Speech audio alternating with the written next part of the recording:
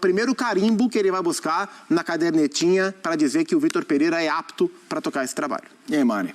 Ele tem a vantagem de que o Abel nunca enfrentou o Flamengo do Vitor Pereira, né? E o Vitor já enfrentou esse Palmeiras do Abel, então ele pode ter um tempinho aí a mais para planejar alguma coisa. Mas perdeu um dos jogos, inclusive, pelos lados, né? Que foi o jogo que ele entrou com o Piton na esquerda e aí ali o Palmeiras deitou e rolou também, porque o Palmeiras muito forte pelos lados também, né? A criação do Palmeiras. Mas eu também tô bem curiosa para ver como que vai ser esse confronto, porque eu acho que os dois times podem encontrar buracos e soluções ali, né, no erro do adversário, ou enfim, na fragilidade do adversário. Mas eu tô muito curiosa para ver como que o Vitor vai montar esse lado direito. Porque com o Mateuzinho ali, não esperando ser atacado, e é um corredor importante, o Flamengo ele encontrou na temporada passada uma arma ofensiva por aquele lado com o Rodinei, deu muito certo, e neste ano busca alguém que se encaixe nesse estilo, e se ele entra com Varela, ele perde esse apoio. Então, tem ali um ponto bem interessante para o Vitor já agora ter que decidir. Vamos fazer sem o touch quase um cara a cara. Ok. Assim, não precisamos colocar primeiro, segundo e tal, mas assim, quem, embora a gente saiba a Supercopa lá em dezembro, a gente vai estar olhando, aconteceu, é verdade, mas no hoje, não vou dizer que pode ser divisor de águas, mas personagens que esse jogo é muito importante. Eu vou começar com um.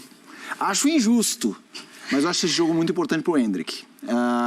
E não é nem só para decidir o jogo, é mostrar que ele consegue competir com essa tão pouca idade. Não pode esquecer, esse moleque é muito novo. É um adolescente. É um adolescente. Então, assim, sabe, jogar bem, competir, disputar, e você falar, opa, tá ali. A questão do Endrick, Felipe, é curiosa, porque ao mesmo tempo que é claro que a gente tem que sempre contextualizar que ele é um menino de 16 anos, que não tem 15 jogos na carreira, né? E é preciso a gente sempre lembrar isso e entender as suas oscilações. Por outro lado, o Palmeiras, um dos maiores, se não for o primeiro, o segundo maior competidor do continente, junto com o Flamengo, também não pode se dar ao luxo de ter durante uma temporada inteira alguém que não esteja pronto para competir. Sim. Então é uma gangorra. De fato, cada jogo, cada degrau da temporada para o Endrick é muito importante. Ele tem potencial para se mostrar pronto. Mas se por um acaso ele não se mostrar pronto, não vai ser um desafio para o Palmeiras entender qual é o limite. Até quando da temporada eu vou esperar o Endrick se desenvolver em 2023 sem comprometer, porque eu preciso de alguém pronto para jogar e ser o atacante do Palmeiras. Então eu concordo com você, acho que não vai ser definitivo, claro. Não é justo que seja, mas vai ser um primeiro round de peso para ele mostrar em qual estágio que ele tá para a temporada. Porque é uma posição muito ingrata, né? Para você dar tempo do encaixe. É o 9. É uma posição muito ingrata para ter o tempo do encaixe. Então, é claro que conforme os jogos vão acontecendo e o gol não sai, o próprio jogador se coloca esse peso, né? Não sei se necessariamente já para interferir na produtividade em campo, mas já fica isso, né? A gente estava pegando pro macro, falando agora do Haaland, que ficou acho que 4 jogos sem marcar, né? E aí falou, uau. Exatamente, justo no momento em que o City deu uma balançada, mas enfim, voltou com o hat-trick. Então, eu acho que é muito ingrato, né? Entre aspas, depender dele ali, mas o Palmeiras, ele tem uma máquina que pode construir, não depender do Endrick. E potencializá-lo. Exatamente, potencializá-lo. Eu acho, aliás, a história do cara a cara já chegou aqui o recado. Amanhã, no Sport Center, 8 horas. Não queime a pauta. Teremos cara a cara. Teremos cara a cara. E do lado do Flamengo, eu acho que o Vitor Pereira. Acho que, longe da final ser determinante, mas sim, a exigência, o sarrafo tá lá em cima. São provações. Exato, o cara vai perto do Palmeiras, com certeza o Rio de Janeiro pulsará, dizendo... Com todos esses caras aí, você não ganhou. O Palmeiras perdeu o Scarpa, o Danilo, o atacante lá tem 16 anos. Mas é isso mesmo. E qualquer coisa que ele pense em inventar, né? Exatamente. Também, se ele pensar em inventar alguma coisa... Exatamente. Vou dar um outro spoiler. Esse eu vou pegar até a direção de calça curtas. A gente vai falar desse duelo português. No programa de amanhã. Abel e Vitor Pereira. O André falou uma coisa curiosa aqui outro dia, sugerindo como pauta, que é, assim... Esse mercado português veio ao Brasil, qual a relação dos caras? Assim, se dão bem, eles vêm como se portugueses fossem uma coisa só. Exato. E eles não são. Exatamente. Assim como os técnicos brasileiros, a gente conhece quem se dá e quem você não chama para o mesmo jantar. E dos portugueses. E é um duelo familiar, né? Porque a família de ambos teve peso nas decisões sobre o futuro. Porque a questão do Abel renovar com o Palmeiras era a família. E aí o Palmeiras conseguiu trazer a turma toda para cá.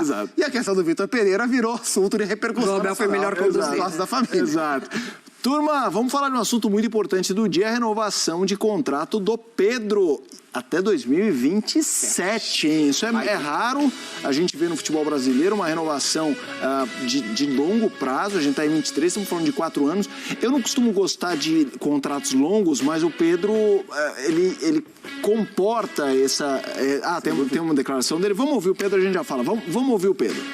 Fala, nação, passando para agradecer o carinho que vocês possuem por mim e dizer que vamos juntos até 2027. Seguiremos lado a lado, escrevendo lindas páginas na história do Mengão.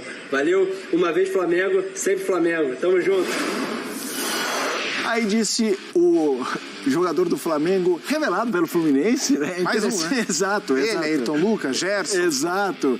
Foi curioso, esse uma vez Flamengo, é uma vez, mas esse uma vez também teve outra vez. Mas enfim, Pedro fica até 2027. Números do atacante com a camisa do Flamengo, 162 jogos, 73 gols, uma média de 0,45. Lembrando que ele ficou um bom tempo na reserva, como titular, esse número é ainda mais impressionante, eu me refiro à média. Assistências, 21, que é um número alto, hein? Para quem vê o Pedro como um homem de área. Exato. É um número muito alto, ele tem um repertório muito maior do que ser simplesmente o atacante definidor.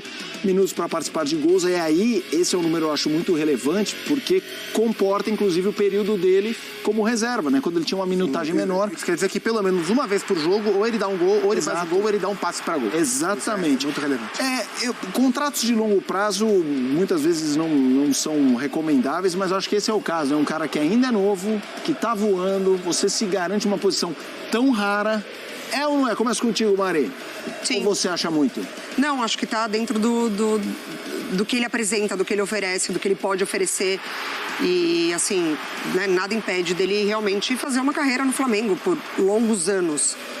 Eu acho que o Flamengo, ele dá esse suporte para os jogadores, né? A gente vê o Gabriel aí também conquistando tudo, desde praticamente desse retorno dele. Então, eu acho que o Pedro, ele pode seguir na mesma caminhada, conquistando títulos. O Flamengo, ele tem mostrado isso a cada temporada, que está disposto a mais e mais e mais. Tem um poder financeiro impressionante que coloca ele nessa condição de sempre estar brigando por títulos. E quando a gente fala títulos, é no plural mesmo, né? Porque hoje, dificilmente, o Flamengo ele entra só para disputar um único campeonato. Só do ano passado foi Libertadores e Copa do Brasil.